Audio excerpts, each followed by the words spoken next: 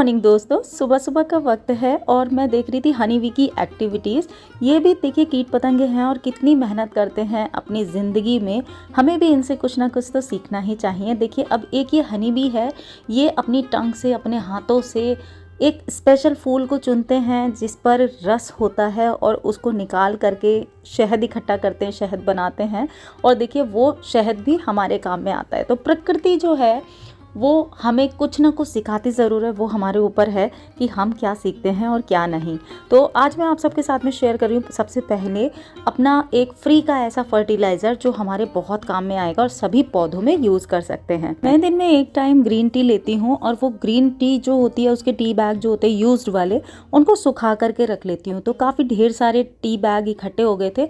तो मैं क्या कर रही हूँ, उन टी बैग को कट करके उसके अंदर जितनी भी टी लीव्स होती हैं उन सबको मैं इसके अंदर मैंने कटोरी के अंदर निकाल लिया है, क्योंकि ये सूख गए हैं। और इसके अंदर थोड़ी सी फ्रेश चाय की पत्ती भी मैंने मिक्स कर ली है। और ये देखिए इस तरीके से हो गया है ये मसाला। और ये एक ऐसा फर्टिलाइज़र है फ्री का। मैंने तो चाय पत्ती भी मिक्स की है, अगर आप ना चाहें तो डायरेक्ट टी बैग को सुखा करके उसको भी यूज़ कर सकते हैं।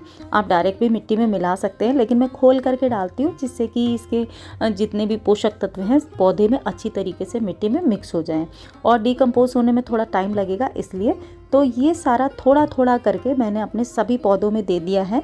और इससे हमारे पौधे बहुत अच्छे रहते हैं, कभी भी कोई भी नुकसान नहीं देते हैं। मैं तो हमेशा यूज़ करती हूँ, तो आप भी ट्राई कर सकते हैं। यहाँ पर एक ये स्नेक प्लांट है जो कि लोटस वाले पैटर्न में खिलता था, लेकिन इसको ना कीड़े ने बहुत ज़्यादा खा लिया है। तो मैं क्या कर रही हूँ, इसको अंदर उठा करके ले आई हूँ जिससे कि इसकी देखभाल थोड़ी सी अच्छे से हो जाएगी और ये फिर से पहले जैसा हो जाएगा। लेकिन ये कटा फटा बिल्कुल भी अच्छा नहीं लग रहा था, तो मैंने क्या किया, इसको जितने भी कटे फटे पत्ते थे उनको सबको कट कर दिया और फिर से इसको शेप में ले लिया है। किचन पर तो वैसे भी स्नेक प्लांट रखा हुआ बहुत अच्छा होता है, तो मैंने इसको किचन के अंदर ही रख लिया है। और देख लिए कटिंग करने के बाद में ये बिल्कुल नया जैसा हो गया है, बिल्कुल भी नहीं लग रहा है कि ये ख़राब था, है ना। तो ये काम सुबह के होते हैं बहुत ढेर सारे। सुबह सुबह घर के सारे काम निपटाने के बाद में मैं जगह जगह की डिफ्यूज़र ऑन कर देती हूँ। इससे पूरे घर में ना एक भीनी भीनी सी खुशबू रहती है और एक पॉजिटिव वाइब आ जाती है। हम सुबह सुबह की पूजा के बाद में धूप दीप वगैरह तो जलाते हैं, कप संभरानी कप वगैरह मैं सालों से जलाती हूँ, आपको पता ही है। मैंने कितनी ही बार अपने चैनल पर संभरानी कप की डिटेल्स भी शेयर की है और आपको उसको बनाना भी बताया है। तो ये तो मैं करती हूँ, लेकिन इसके अलावा डिफ्यूज़र वगैरह चला दो ना तो खुशबू बहुत अच्छी हो जाती है घर में।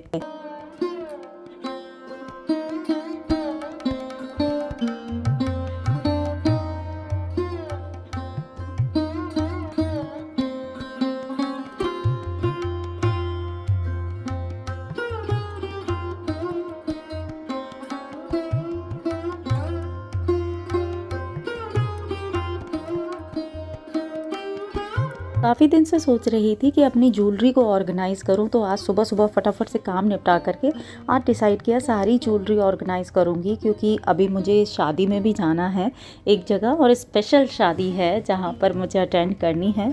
तो एक तो तुलसी जी की शादी आ रही है, उसके लिए भी कुछ तैयारियाँ करनी है, यानी कि देवउठनी एकादशी है। कुछ लोग 12 को मना रहे हैं, कुछ लोग 11 को मना रहे हैं, मैं 12 को मनाऊँगी और उस दिन मेरा व्रत भी रहता है। तो मैंने ज्वेलरी जो भी थी वो ऑर्गेनाइज़ कर दी है, यानी कि सारे पेयर एक साथ करके रखे हैं। और इसमें क्या ऑर्गेनाइज़ किया है मैं बताती हूँ आपको। इसमें गोल्ड मेटल ज्वेलरी, बीड्स की jewellery, oxidise jewellery, pearl jewellery और बीड्स ज्वेलरी, ये सारी अलग अलग करके रखी हैं और सारे अलग अलग डब्बों में करके एक बड़े डब्बे में मैंने स्टोर कर दी है।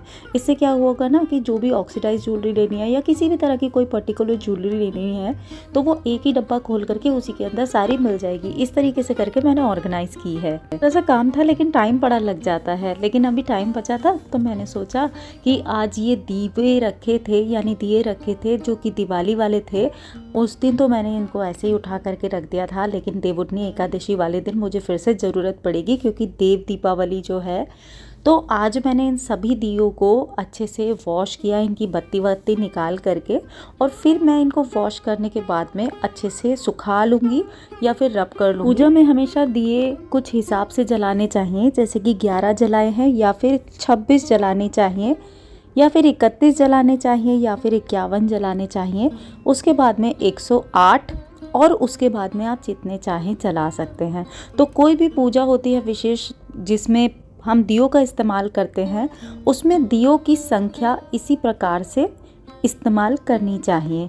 तो उसमें भी 5 दिए जो भगवान के सामने जलते हैं वो देसी घी के जलते हैं। बाकी आप तो तिल का तेल भी यूज़ कर सकते हैं और सरसों तेल भी यूज़ कर सकते हैं।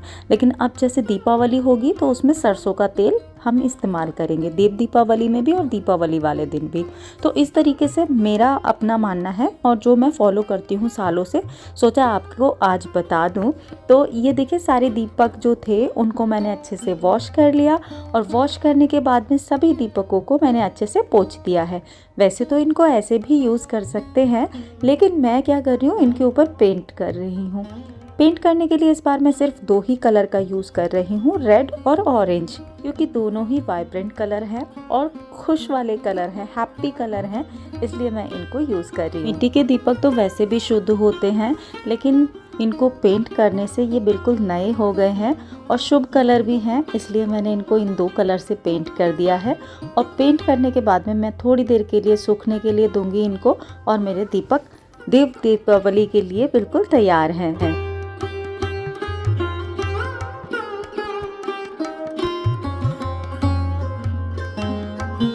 त्योहार तो साल भर कोई ना कोई चलते ही रहते हैं और इनकी तैयारी हमें अपने घर के रूटीन वर्क के साथ साथ ही करनी होती है।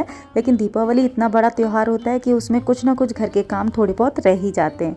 अब दीपावली के टाइम पर ना मेरा मसाला डब्बा बिल्कुल खाली हो गया था क्योंकि खाना वाना बना था, तो आज मैंने इसको भी अच्छे से साफ़ करके फिर से और फिर इसको भर के रख दिया। अब कुछ मसाले जो होते हैं वो मैं घर पे ही बनाती हूँ, आपको कितनी ही बार मैंने शेयर किया है।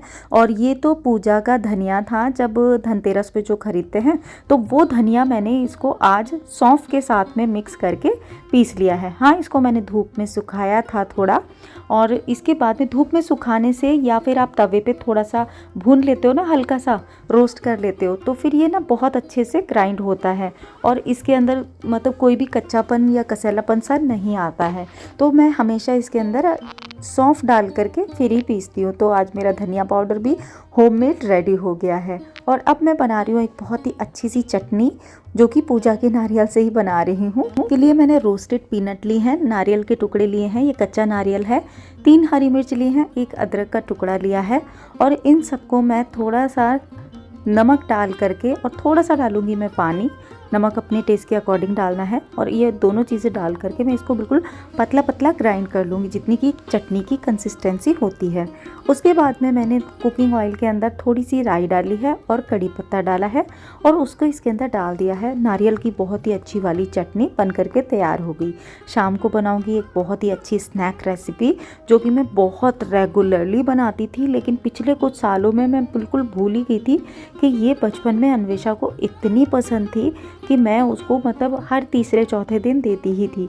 घर को शाम के स्नैक्स में या फिर सुबह को ब्रेकफास्ट में हम लोग इसको खाते ही थे। तो आज उसके लिए मैंने ना दाल भिगो करके रख दी थी उड़द की, और मैंने छिलके वाली दाल भिगोई थी। इसको मैंने 7 से 8 घंटे भिगो करके और फिर इसके छिलके निकाल करके इस तरीके से बिल्कुल बारीक बारीक ग्राइंड कर दिया है बिना पानी डाले। याद रखें, इसके अंदर बिल्कुल भी पानी का यूज़ नहीं करना है और बिल्कुल थिक पेस्ट बनेगा। जितना थिक पेस्ट बनेगा उतना अच्छा ये रेसिपी बनेगी। तो ये इस तरीके से लग रही है, आप देखिए कंसिस्टेंसी इसकी। सारी दाल को हाथ से निकाल लिया है और इसके अंदर डाला है मैंने थोड़ा सा नमक, टेस्ट के अकॉर्डिंग जितना नमक हमें चाहिए उतना नमक डाल दिया है। थोड़ी सी हींग डाली है जिससे कि ये थोड़ी सी फ्लफ़ी भी हो जाए और इसमें हाजमा भी हो जाए, तो थोड़ी हींग डाल दी है। और इसके अलावा मैंने 1 पिंच के करीबन खाने वाला सोडा इसके अंदर डाला है। आप चाहें तो सोडा अवॉइड भी कर सकते हैं, मैं थोड़ा सा डाल देती हूँ, कई बारी कभी कभी नहीं भी डालती हूँ। तो इस तरीके से करके मैंने इसको अच्छे से फेंट लिया है, लगभग 10 मिनट तक फेंटेंगे। तो जितना ज़्यादा फेंटेंगे ना इसको, उतनी ज़्यादा फ्लफ़ी होगी और उतनी ज़्यादा लाइट हो जाएगी ये। तो मैंने इसको 10 मिनट फेंटने के बाद में 10 से 15 मिनट के लिए इसको ढक करके रख दिया था।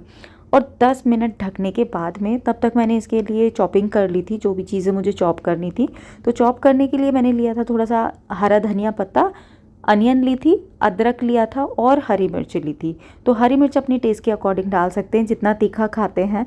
मेरे यहाँ तो इतना तीखा खाया नहीं जाता, तो ये सारी चीज़ें ना मैंने इसी दाल के बैटर के अंदर मिक्स कर ली हैं और इसको फिर से फेंटना है कम से कम 5 मिनट तक 7 मिनट तक, जितना आप फेंट सकें। इसको अच्छे से फेंटने के बाद में मेरा ये बैटर तैयार हो गया है और मैं बना रही हूँ वड़े। जो मेरे घर में मेदू वड़ा सबको ही बहुत पसंद है और ये तो रेगुलर बेसिस पर बनता था। बैटर मेरा तैयार हो गया है। मैं मस्टर्ड ऑयल में बना रही हूँ इसको। मस्टर्ड ऑयल को जैसे हल्का धुआं उठने लगता है ना, उसके बाद में इसको बनाना है। सिम फ्लेम कर दी है मैंने। हाथ के ऊपर लगाना है पानी और पानी लगा करके एक बैटर लेना है जितना बड़ा आपको वड़ा बनाना है और उसको हाथ पे लेकर के थोड़ा सा फ्लैट करेंगे और फिर थंब की हेल्प से बीच में होल बना करके और दूसरे हाथ पर भी पानी लगा करके इसको हल्के हाथ से उठा करके इस तरीके से, ये देखिए, इसको हल्के हाथ से तेल में छोड़ना है और इस तरीके से मैं डालती जाऊंगी और मेरे इतने सारे वड़े आराम से बनेंगे। और इसको बनाते समय बस इस चीज़ का ध्यान रखना है कि आपके पूरे हाथ पे बहुत ज़्यादा पानी ना हो। बस इतना ही पानी लगाएं जितना कि आपका वड़ा आराम से हाथ से निकल जाए, क्योंकि अगर आपने ज़्यादा पानी डाला और वो ऑयल के अंदर गिर गया ना तो फिर छींटे आएंगी। और इसके लिए देखिए मैं स्क्यूअर से निकालती हूँ और पलटती हूँ, बहुत ही इजीली हो जाता है। अलग से किसी भी करछी वगैरह की ज़रूरत नहीं पड़ती। बिल्कुल लो टू मीडियम फ्लेम पर मैं इसको क्रिस्पी ब्राउन होने तक अच्छे से सेक लूँगी, जिससे कि इसके ऊपर क्रिस्पीनेस रहे और अंदर की साइड में थोड़ा सा सॉफ्ट रहे। तो इस तरीके से मैं इसको सेकूँगी। लगभग 5 से 7 मिनट लग सकते हैं इसको। और अगर तेज़ आंच पे हम फ्राई करेंगे इसको तो अंदर से कच्चे रह जाएंगे और बाहर से ये जल जाएंगे। तो बस थोड़ा सा इस चीज़ का ध्यान रखना है। शाम का वक्त हो गया है, चाय भी बन रही है मेरी। दिन में लंच तो मैंने करा दिया था और उसके मैंने शूट नहीं किया और भी छोटे मोटे काम किए थे। तो बस इस तरीके से मेरा ये शाम का स्नैक तैयार हो गया है।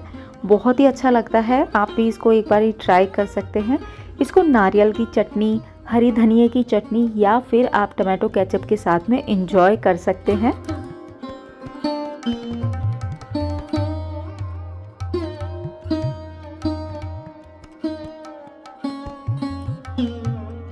आप भी इसको एक बार मेरे तरीके से ट्राई कीजिएगा और बताइएगा कि कैसा बना। मुझे तो ये बहुत पसंद है, मेरी फैमिली में सबको ही बहुत पसंद है।